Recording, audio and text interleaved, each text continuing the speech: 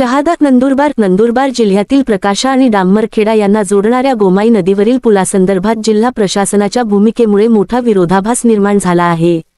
पुलाची क्षमता कमी झाल्याने मार्च 2023 पासून अवजड वाहनांसाठी तो बंद करण्यात आला आहे। मात्र या बंदीमुळे सर्वसामान्यांचे हाल होत असतानाच सहाय्यक जिल्हाधिकारी शहादा भाग 2 यांनी दिलेल्या एका पत्रामुळे प्रशासनाचे निर्णय संशयाच्या भोवऱ्यात सापडले आहेत। या पत्रानुसार सिव्हिल टेक इंडिया प्राध्यापक ली ने 25 फेब्रुवारी 2025 रोजी केलेल्या लोड टेस्ट रिपोर्टमध्ये या पुलावरून जास्तीत जास्त 13 टन वजनाचे 3 वाहने ताशी 30 किलोमीटर गतीने सुरक्षितरित्या जाऊ शकतात अशी स्पष्ट शिफारस करण्यात आली आहे। याच 13 टनाच्या मर्यादेमुळे प्रवाशांकडून संतप्त सवाल विचारला जात आहे। एसटी बसचे वजन केवळ 3 टन आहे आणि प्रवासी बसल्यानंतर ते जेमतेम 5 ते 6 टन होते। इतकेच नव्हे तर त्याच पुलावर 2 एसटी बस समोरासमोर आल्या तरी त्यांचे एकूण वजन 11 ते 12 टन होईल, जे 13 टनाच्या सुरक्षित मर्यादेपेक्षा कमी आहे। तरीही फक्त एसटी महामंडळाच्या बसला या पुलावरून वाहतुकीची परवानगी नाकारण्यात आल्याने प्रवाशांनी जिल्हा प्रशासनाच्या कार्यक्षमतेवर मोठे प्रश्नचिन्ह उभे केले आहे। पूल बंद असल्याने बस वाहतूक मसावद, काथरदा व्हाया धुरखेडा, नांदरखेडा अशा लांबच्या मार्गांनी वळवण्यात आली आहे। याचा थेट परिणाम प्रवासाच्या खर्चावर आणि वेळेवर झाला आहे। शहादा ते नंदुरबार प्रवासासाठी पूर्वीचे भाडे केवळ 61 रुपये होते आणि सुमारे 1 तास वेळ लागत होता। मात्र पूल बंद झाल्यानंतर हाच प्रवास मसावद मार्गे केल्यास 102 रुपये भाडे आणि 2 तास वेळ लागतो, तर तिखोरा मार्गे भाडे 82 रुपये आणि वेळ 1.5 तास लागतो। या अनावश्यक खर्चामुळे आणि वेळेच्या अपव्ययामुळे प्रवासी अक्षरशः वैतागले आहेत। ऐन दिवाळीच्या काळात या फेऱ्यामुळे प्रवासाचा जास्तीचा ताण नागरिकांना सहन करावा लागत आहे। तसेच विद्यार्थ्यांचे शैक्षणिक नुकसानही होत असल्याचा आरोप स्थानिकांनी केला आहे।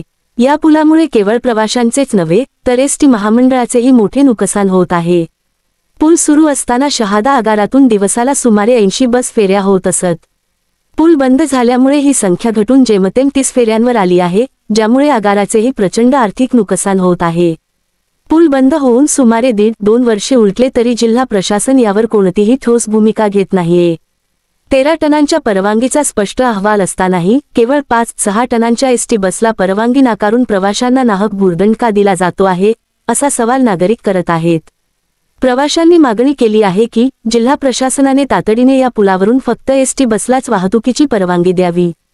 तसेच पुलाच्या सुरक्षेसाठी आणि नियमांचे उल्लंघन करणाऱ्यांवर दंडात्मक कारवाई करण्यासाठी पोलीस व शहादा आगार कर्मचाऱ्यांची तात्काळ नियुक्ती करण्याची मागणीही जोर धरू लागली आहे। जिल्हा प्रशासनाने या समस्येवर त्वरित तोडगा काढून प्रवाशांना दिलासा देण्याची अत्यावश्यक गरज आहे। मराठी न्यूज नरेंद्र गुरव, प्रकाशा। कोळदा ते सेंधवा हा नवीन मार्ग सुरू झालेला आहे। पैकी त्याच्यावर आता शहादा आणि प्रकाशा यांना जोडणारा डांबरखेडा जो पूल आहे तो मात्र कमकुवत झाल्याने अवजड वाहनांसाठी 1 मार्च 2024 पासून महाशय जिल्हाधिकारी यांच्या आदेशामुळे बंद करण्यात आलेला आहे। याच्यामुळे झालं काय की एसटी महामंडळाची जी बस आहे ती बंद झाली आहे आणि बस बंद झाल्याने जे अपडाऊन करणारे विद्यार्थी आहेत प्रकाशाहून, डांबरखेड्याहून, कर्जबुकवरून शहादाला जाणारे त्यांचे अतोनात हाल होत आहेत। शिवाय प्रवाशांचेही खूप हाल होत आहेत। हाल होण्याचं कारण असं की हा मार्ग बंद झाल्याने पूर्वी शहाद्याहून निघालेली बस ज्यावेळेस नंदुरबारला जायची त्यावेळेला तिला 1 तास लागायचा, भाडं होतं शहादा ते नंदुरबार 61 रुपये। आता मात्र हा पूल बंद झाल्याने बस मसावद वाया फिरून जाते, त्याच्यामुळे वेळ लागतो 2 तास आणि भाडं लागतं 103 रुपये। एवढंच नव्हे तर काही बस तोरखेडा वाया येतात, पण तोरखेडा वाया जरी बस आली तरी त्याला 1.5 तास लागतो आणि भाडं लागतं 81 रुपये, केवळ आणि केवळ हा पूल बंद झाल्यामुळे। मग या ठिकाणी 25/2/2025 रोजी सिव्हिल टेक इंडिया ली यांनी लोड टेस्ट रिपोर्ट केला आणि त्यानुसार त्यांनी सांगितलं याच्यामध्ये की या ठिकाणाहून 3 टन वजनाला हरकत नाही आणि असं पत्र या ठिकाणी आपल्याला सहाय्यक जिल्हा दंडाधिकारी शहादा यांचे सुद्धा प्राप्त झालेलं आहे। मग या संदर्भात आम्ही एसटी महामंडळाचे आगार प्रमुख भोई साहेब यांना भेटलो। मग त्यांनी सांगितले की बस फक्त 3 टन वजनाची आहे, प्रवासी बसले तर 6 टन वजनाची होते आणि जर परवानगी 13 टन वजनाला आहे तर मग 60 टन वजनाच्या बसला परवानगी का नाही, असा सवाल आता केला जातो आहे।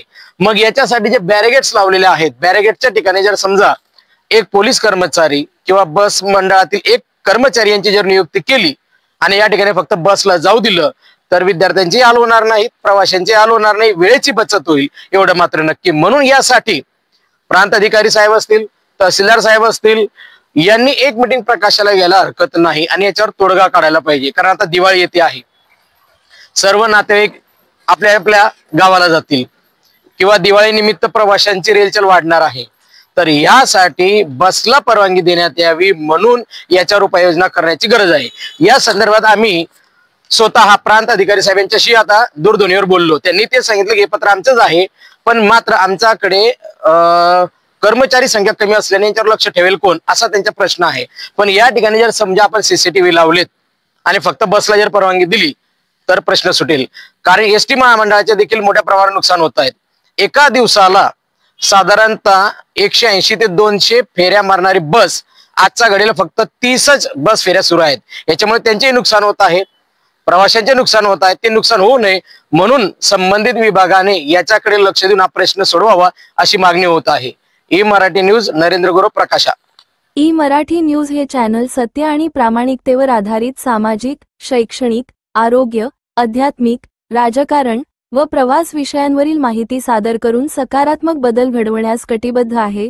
पुढील लिंकवर क्लिक करून आजच चॅनलला सबस्क्राईब करा.